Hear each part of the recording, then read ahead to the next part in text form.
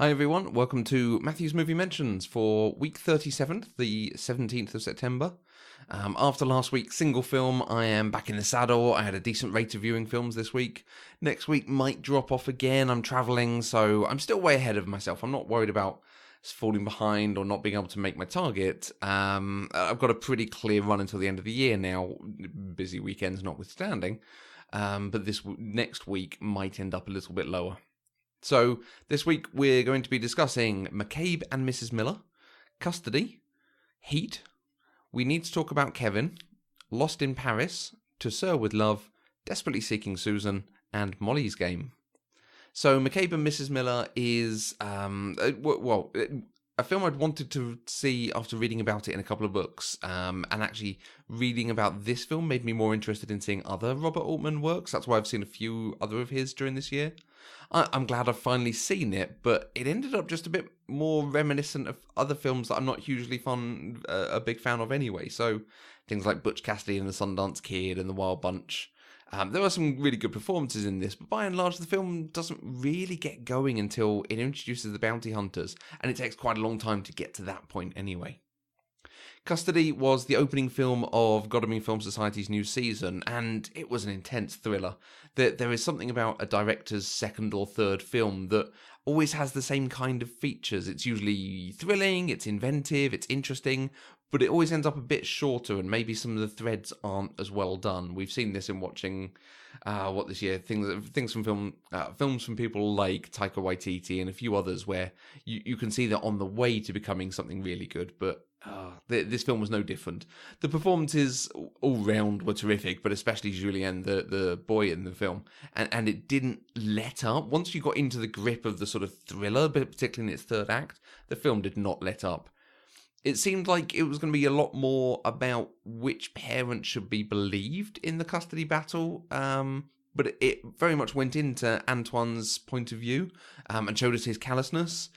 The daughter's story, I felt, needed another 15 minutes or so to flesh it out. It had some really great elements to it, but it was underserved as a side note. I can see why it won the award it won for direction. The style and many of the sort of very long, uncomfortably long shots force the actors to deliver something really nice. You can see this is a director who has a clear vision. So I got a lot out of it. I will be watching out for the rest of his work in future.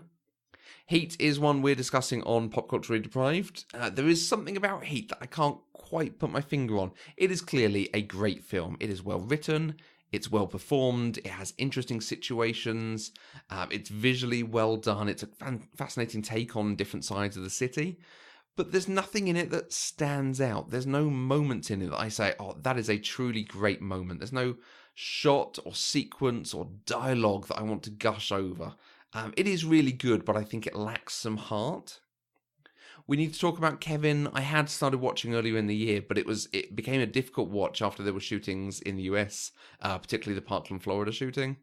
I finally returned to it, and I am glad I did. It is a raw film. It is starkly told, but the performances, Tilda Swinton particularly, it's one that you can't look away from.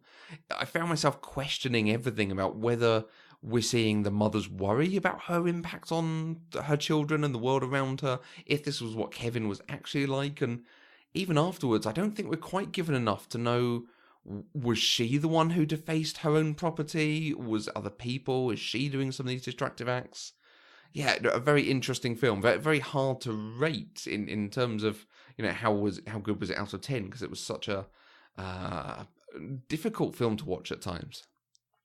Lost in Paris, after seeing We Need to Talk About Kevin, I wanted to watch something more light-hearted, and this film was described as being very whimsical, and French films often are, so I thought, great, throw it on. And it is whimsical, but almost to a point. The main duo in this, the partners, I think they made it and wrote it as well as being the stars in it, and I feel like it's better suited to theatre. I wonder if that's where they started. The story, I think, would have come across much better on stage than in the real world of Paris, as it were. The film was at times a bit too slow, and at other times too disjointed. It didn't feel like it pieced together very well, and it was very high on whimsy at times, which I wish I fast-forwarded through. To Sir with Love, I expected a few different things in this film, and I don't think I got any of them. It was much lighter than I expected it to be for a tale of, inner city kids with a hard teacher trying to show them how to behave. There was less conflict between Sir and his class than I expected. There was much less to do with the racial divide, given it was a black teacher teaching white kids. I thought there was going to be a lot more of that, discussion of society at the time. The conflict within it was often, anytime any conflict arose, it was simply resolved. The first thing they tried to do to resolve it generally worked. And there were hints that there could be further problem elements about his relationship with one of the students, but it was very interesting and well written. It just did not do what I thought it was going to do. Desperately Seeking Susan is another one we're covering on Pop Culture Deprived. It's not one I would have expected someone to request to talk about.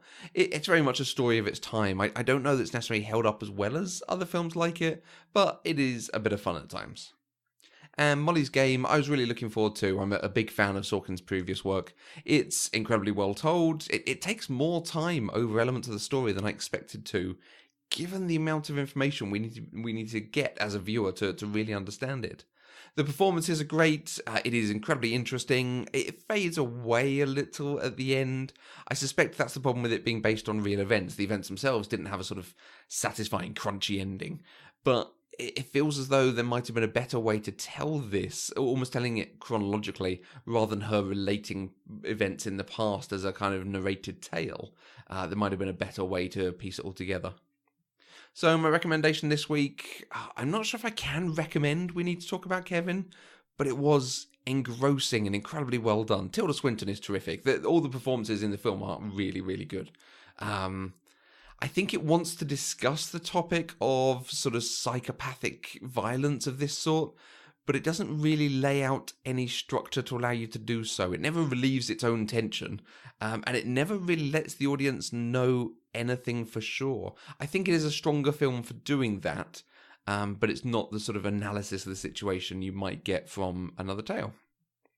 So next week, I'm actually going to be doing some travelling, so I'm not sure how many more I'm going to be able to watch, but I've got a few things downloaded on my iPad and in devices, so hopefully I will get the chance to watch a few of them. So next week, week 38, I will speak to you then.